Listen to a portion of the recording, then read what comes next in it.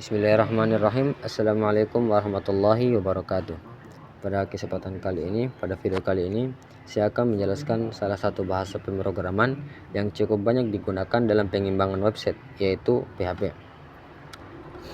Jadi, PHP itu adalah singkatan dari Hypertext Per Processor. PHP itu merupakan bahasa pemrograman yang digunakan untuk membuat website menjadi dinamis dan interaktif. PHP juga bekerja di sisi server atau bisa disebut server side, yang artinya kode PHP tidak langsung dijalankan oleh browser pengguna. Kode tersebut diproses terlebih dahulu oleh server, kemudian hasilnya dikirim ke browser. PHP dapat digunakan untuk berbagai kebutuhan, seperti mengelola data, membuat sistem login, memproses formulir, mengelola data pengguna, sampai menghubungkan website dengan database. Jadi secara sederhananya itu PHP bertugas untuk melakukan proses atau logika yang terjadi di belakang sebuah website.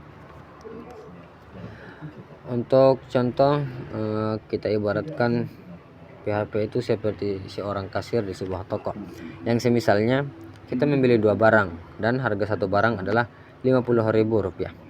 Ketika kita memberikan barang tersebut kepada kasir akan menghitung berapa total yang harus kita bayar.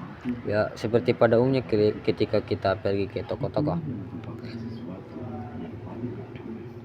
Lalu ketika kita memberikan barang tersebut, kasir itu akan menghitung berapa total yang harus kita bayar.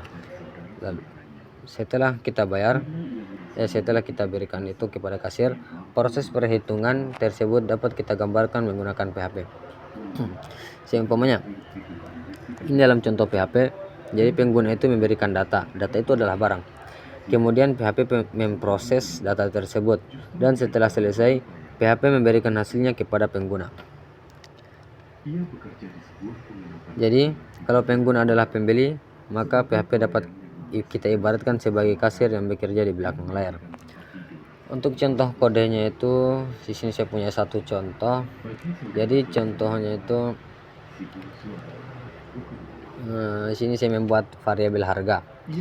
Jadi di variabel harga ini saya isi dengan nilai 50.000 dan di variabel jumlah dengan nilai 2. Kemudian PHP menghitung harga dikali jumlah dan menyimpannya ke dalam variabel total.